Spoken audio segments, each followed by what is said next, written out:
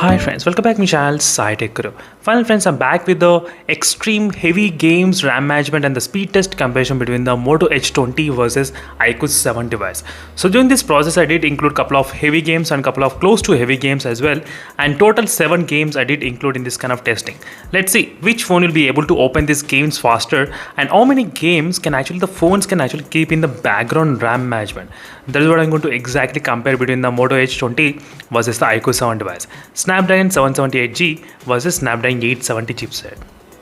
And one quick note, I am using the external RAN capabilities in the iQOO 7 device, and same applies to the Moto H20 also. I'm also using the external RAN capabilities in the Moto H20. Let's see which phone can actually store how many big games in the background. And this is going to be really very interesting friends, and even for me also this is my first time doing this many heavy games. Yes, before I did include only 5 but not 7. Right now both phones are loading, and let me go to the settings and show you exactly what kind of Wi-Fi connection I am connecting at this moment. So you should know I'm connecting the Wi-Fi connection right now. You can see both phones are connected to the Wi-Fi connection only at this point. You can see here friends, and let me to go back and let me show you even the RAM extension, so you know I'm trying to use the RAM expandability, and even in both phones RAM boost is turned on. Perfectly done, and all the apps are completely clean from the background. Everything is clean in both phones. And finally friends, these are the gaming list which I'll try to open one by one, and let's see which phone can actually open these games faster. And this is going to be really interesting friends, and this is my first time, as I said, doing this many games side by side comparison. And right now Asphalt 9 game was able to open in the iQOO 7 device first. So let's see which phone can actually load this game first. Sometimes the Moto H20 will load, sometimes iQOO 7 will load this game faster. But at this moment in this test we'll get to know the result. So right now iQOO 7 is loading, so it's gonna take some time. So if you want me to include any other games, let me know in the comment section below what games you want me to include. And here comes the winner, which is both phones are taking long time. Let's see which phone will load first. Asphalt 9. So Moto H20 did load first. As you can see, it took some time, but still Moto H20 was able to load this game first. And I connected to the same kind of Wi-Fi network between both phones. And iQOO 7 device took some time, not much time, just a little bit. And next is a Battlegrounds mobile game. Let's see Battlegrounds mobile. So next is let's try with this game, and let's see which phone can actually open this one Battlegrounds mobile game first. And the logo will be able to get to know. The starting logo will come, and first in the iQOO 7 device, and then in the Moto H20.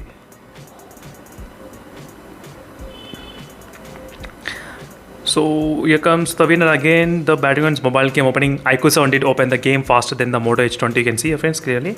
Few of the games they will be optimized slightly better for a few processors, and that's the reason sometimes we do see this kind of different kind of results.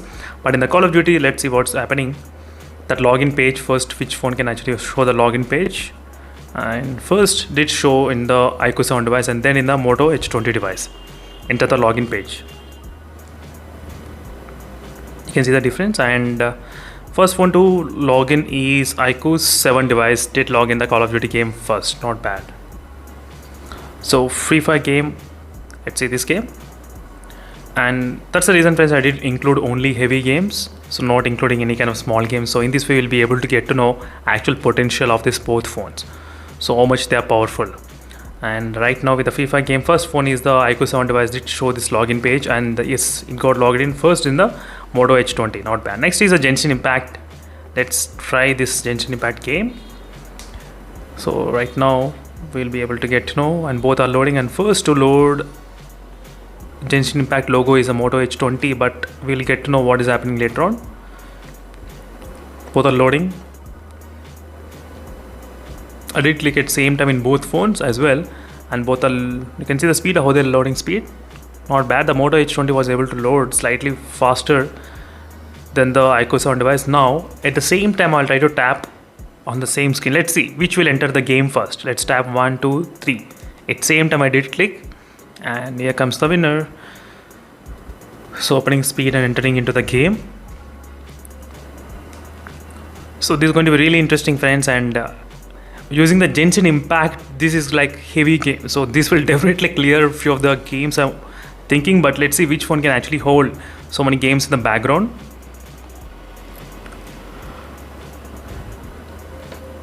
First is the IQ 7 device did open the Genshin Impact game first, not bad. Next is a PUBG Mobile.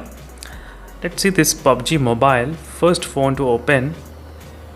So you did see that, right? So after we click, after some seconds the game open. So because of these heavy games in the background, so sometimes it makes a little bit kind of delay, not much, but just a little bit. So right now I'm trying to open the PUBG game, and both are opening pretty fast. IQ 7 was able to open faster than the Moto H20, not an issue. That's good. And let's go to the home page. Yeah. And next is a Standoff 2. Let's see this game. Standoff 2 first in the IQ 7 device did open, and the next it's taking some time to load in the Moto H20. That's the reason I did include this kind of game. So we'll get to know exactly what is happening. And the first phone to put the Standoff 2 logo page, IQ 7. So overall friends, in the speed test we got to know is that IQ 7 was able to open all the games faster except the Asphalt 9 game. Sometimes the Asphalt 9 game also opened faster, sometimes. So this is a quick comparison between both phones in the speed test. Now the part is to check how many games will be in the background RAM management. Only 7 games I did open, but 7 games are really very big games. So let's start from the back side. I'll try to come back and then we'll try to see how many games the phone can actually open. Genshin Impact is there in both phones, not a problem. That's good. And next is the FIFA game. Let's see from the RAM management. 1, 2, 3. Boom. Moto H20 was able to keep that in the background RAM management. As you can see, that is the reason I want to show you exactly in front of the camera live, so you can actually see in the multitasking. Instead of opening the game directly from here, you should know both games are already open in both phones. But Moto H20 was able to keep that in the RAM management. Okay. And next is a Call of Duty game. I do know this is not a clear winner, but still, so no one will be playing this many games in the background. But what I'm trying to do is I'm trying to test maximum potential of this RAM management, stock UI versus FunTouch UI, because previously FunTouch UI used to have really good RAM management in maintaining this many games, but this is my first time. Even I am not sure which phone will be the clear win. That's the reason. So right now you can see Call of Duty is open in both phones. Now we'll be able to see 1, 2 and 3. Boom. Both are not loading, but Moto H20 was able to keep in the background RAM management. Moto H20, you can clearly see the difference, how it is, the stock UI and this FunTouch UI. As I said, even FunTouch UI was able to keep so many games and applications, but these heavy games. So this is my first time trying, and I got to know the results right now, because every time I do this kind of heavy test, I used to include only 5 games. So 5 games including, I used to think, okay, but when I start to include 7 games, then we are actually seeing what is happening. So next is a Badminton's mobile game. So I'm trying to explain each and everything. So let's try. You can see the background RAM management. You can see clearly the images. 1, 2, 3. Boom. IQ 7 was loading this game. You can see what is happening, and Moto H20 kept in the background RAM management. So that's because of the stock UI, which is allowing for the RAM management to keep them in the background RAM management. It doesn't need to be like best processor to have this kind of thing. You should have best optimized UI to have this kind of RAM management, not the best processor. So in this RAM management test, we need the UI, not the performance of the processor. Only it depends upon the UI only, not on the processor. So Asphalt 9 game was opening in both phones, no problem at all. But overall, out of 7 games, 6 games were able to be in the background RAM management in the Moto H20. 6 games.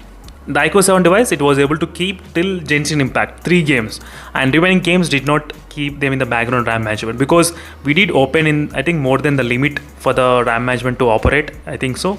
That might be the reason. But what I'm trying to do, I'll try to go back again one by one. Let's see what is going to happen. Are they actually in the RAM management or not? I'm trying to revisit again just to show you what is going on. Okay. So right now, yes, both phones. Genshin Impact game, yes, not a problem.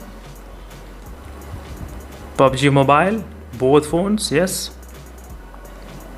Standoff 2 also both phones. So now the IQ 7 was winning because immediately I open all the games immediately. So that is the reason all the games are completely open in the background RAM management.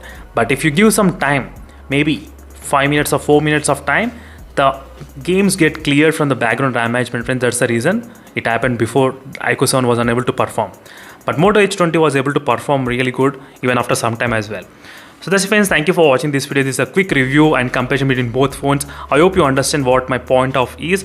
So RAM management is really very good in this stock UI. It was able to maintain games, not only these games, even it was able to maintain even a lot of applications as well in the background. But I'll let you do that kind of extreme test very soon. So make sure you stay tuned for those videos. Thank you for watching this video, friends, and I'll see you in the next video.